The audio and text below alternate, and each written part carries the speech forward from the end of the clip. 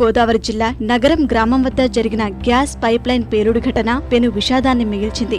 అయినవాళ్లు అగ్నికీలలకు ఆహుతైపోవడంతో రక్త సంబంధికులే కాకుండా ఘటనా ప్రదేశాన్ని వీక్షించిన వేల మంది కోనసీమవాసులు గుండెల విసేలా రోదిస్తున్నారు. కలకలలాడే ప్రాంతాన్ని మరుభూమిగా మార్చిన పాపం చమురు సంస్థలదేనంటూ తీవ్ర ఆగ్రహం వ్యక్తం చేస్తున్నారు.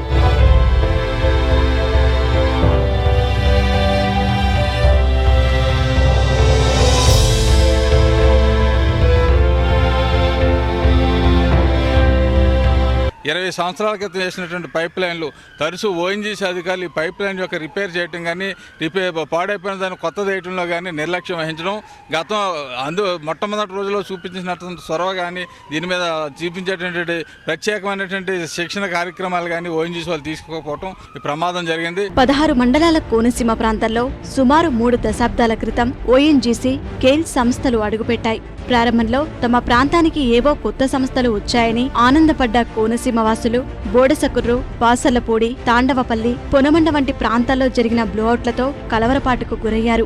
ఇవేమీ పెద్ద ప్రమాదాలు కావంటూ కొట్టిపారేసిన చమురు సంస్థలు ప్రజలను అమాయకులను చేసి వారి ప్రాణాలతో చెలగాటమాడుతున్నాయి. ఈ అశ్రద్ధ ఇప్పుడు కాదు, గత దశాబ్దాలుగా ఓఎన్జీసీ కానీ గెయిల్ కానీ ఇక్కడ ప్రజలందరూ కూడా ఇక్కడ అన్యాయాలు జరుగుతున్నాయి, ఇక్కడ ఈ ప్రాంతంలో జరుగుతుందని చెప్పి కూడా ఎప్పుడు పట్టించుకోలేదు. మేము కోరేది ఏంటంటే ఇక్కడ కేంద్ర కార్యాలయం చెన్నైలో ఉంది, చెన్నై నుంచి రాజమండ్రి తరలించి మాకు అందుబాటులో ఉండేలా చేయండి. ఈ ఆయిల్ అంతా కూడా, గ్యాస్ అంతా కూడా ఇక్కడ నుంచి పట్టుకెళ్తూ కొన్ని కోట్ల రూపాయలు, కొన్ని వేల కోట్ల సంపదను ఇక్కడ నుంచి పట్టుకెళ్తూ ఆఫీస్ కూడా లేకుండా, మాకు అధికారికి అందుబాటులో లేకుండా మాకు చేస్తున్నారు. కనుక చెన్నై నుంచి రాజమండ్రికి ఈ కేంద్ర కార్యాలయాన్ని తరలించవలసిందిగా మేము కోరుతాం. కోనసీమ వ్యాప్తంగా 272 గ్రామాలుంటే వీటిలో సుమారు 123 గ్రామాల చెంతనే ఓఎన్జీసీ, గెయిల్ పైపు లైన్లు సుమారు 200 కిలోమీటర్ల మేర విస్తరించి ఉన్నాయి. ఈ పైపు లైన్లు తవ్వుతున్న సమయంలో తమ ఇళ్ల వద్ద ఇవి వద్దంటూ ప్రజలు అభ్యంతరాలు చెప్పినా సదరు సంస్థలు పట్టించుకోలేదు. ఓఎన్జీసీ, గెయిల్ పైప్ లైన్లు తుప్పుపట్టి తరచూ లీకవుతున్నా వాటికి తాత్కాలిక మరమ్మతులు చేయడం తప్ప శాశ్వత రక్షణ చర్యలు తీసుకోలేదు. ఈ నిర్లక్ష్య ఫలితమే నగరం దుర్ఘటనకు కారణమైంది. ఇక్కడ పైప్ లైన్ వల్ల మేము చాలా ఇబ్బంది పడుతున్నామండి. 2 ఏళ్ల మేంకి వెళ్ళిపోయింది, చాలా దారుణంగా ఉంది. క్షణక్షణం కూడా భయంతో బతుకుతున్నాం. చాలా ఇబ్బందిమైన బాధతో మాకు ఏంటంటే ఆనాడు మీకు ఏముండదని చెప్పారు. అడిగితే మాకున్న దోషం నేల అది, మా మైంకి వెళ్ళిపోయిందండి ఇంటి మయం నుంచి.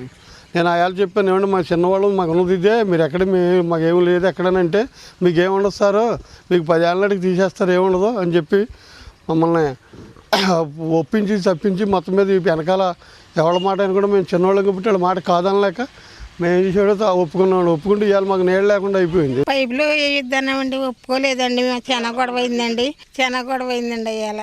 అవి వద్దన్నామండి, వద్దంటే కదుపుదాన్ని వేసారండి. మరి ఇప్పటికైనా మాకు న్యాయం చేస్తారు. పిల్లలతో ఉన్నామండి, మా కొంపలు అంటుకుపోతే ఏమున్నదండి మాకు ఇంకా ఆధారమేంటి చూడ.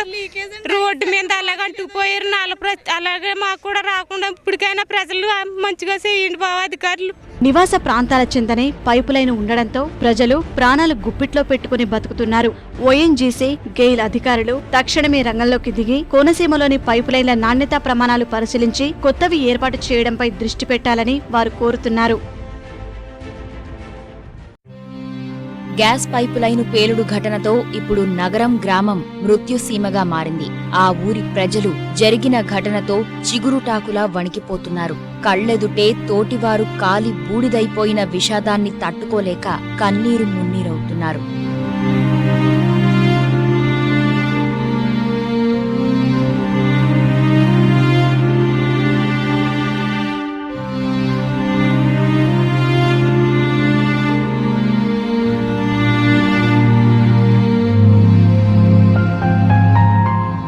పేలుడుతో చెలరేగిన మంటల ధాటికి చాలా ఇళ్లు పూర్తిగా దగ్ధమైపోయాయి. కొన్ని ఇళ్లు పాక్షికంగా ధ్వంసమయ్యాయి.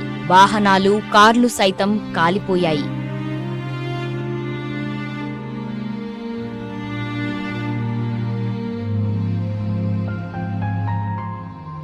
అందమైన కొబ్బరి చెట్లు అగ్నికీలల ధాటికి తలతెగిన మొండెంలా తయారయ్యాయి. పచ్చని పంట పొలాలు మసిబారిపోయాయి. అగ్నికీలల తీవ్రతకు చెట్లపై ఉన్న పక్షులు సైతం నేలరాలిపడ్డాయి. కొన ఊపిరితో కొట్టుమిట్టాడుతున్నాయి. పశువులు, కోళ్లది సైతం అదే పరిస్థితి.